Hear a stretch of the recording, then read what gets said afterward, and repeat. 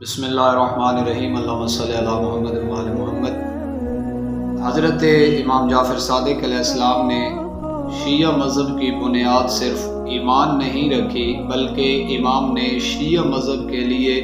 جو علم ہے اس کو شیعہ مذہب کی ثقافت کا ایک طاقتور رکن قرار دیا،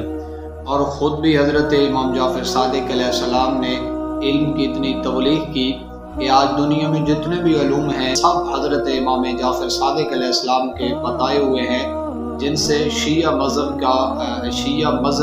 منسوب ہے۔ فقہ جعفریہ حضرت امام جعفر صادق علیہ السلام سے، اور حضرت امام جعفر صادق علیہ السلام نے تعلیم ایسے لوگوں کو دی کہ امام نے اس کے لیے خود اپنا مال خرچ کیا اور ایسے علم کے راستے ان کے لیے ہموار کیے، ان کی مدد کی، ہیلپ کی کہ ساتھ والوں کو بھی معلوم نہ ہوا۔ ہوا میں آکسیجن اور ہائیڈروجن، حضرت امام جعفر صادق علیہ السلام کا یہ اعجاز ہے، یہ کریڈٹ ہے کہ آپ نے 1250 سال پہلے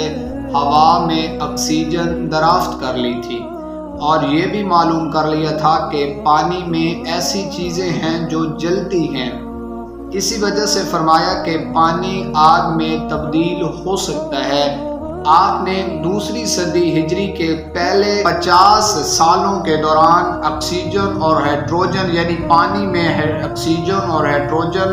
موجودگی کا پتہ لگا لیا تھا۔ تو یہ ہم تائے دل سے ہمیں تسلیم کرنا پڑتا ہے اور کر لیتے ہیں کہ یہ کریڈٹ حضرت امام جعفر صادق علیہ السلام کو جاتا ہے،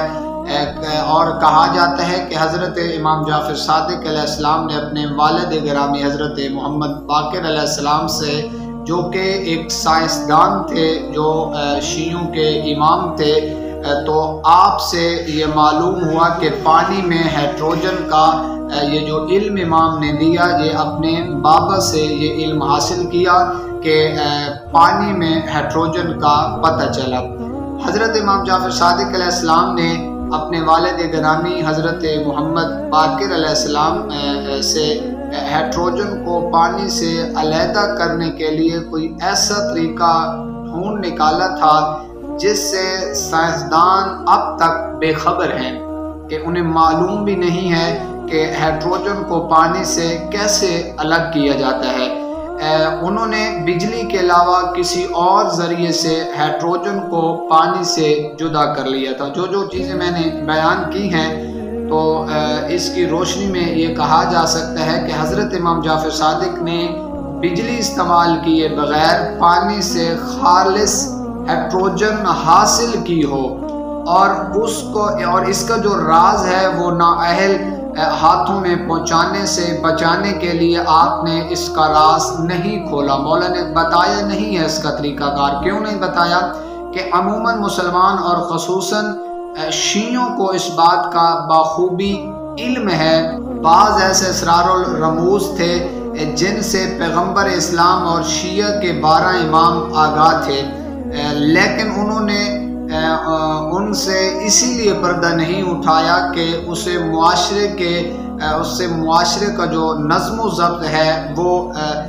بکھر نہ جائے، نظم و ضبط خراب نہ ہو جائے، اور یہ اسرار نااہل افراد کے ہاتھوں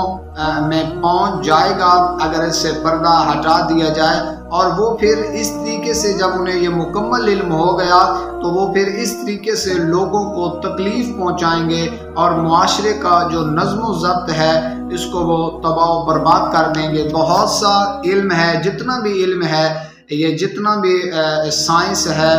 یہ جتنی بھی ٹیکنالوجی استعمال کی جا رہی ہے، یہ جتنی تیزی سے یہ دنیا ترقی کرتی جا رہی ہے، یہ سارا علوم حضرت امام جعفر صادق علیہ السلام کا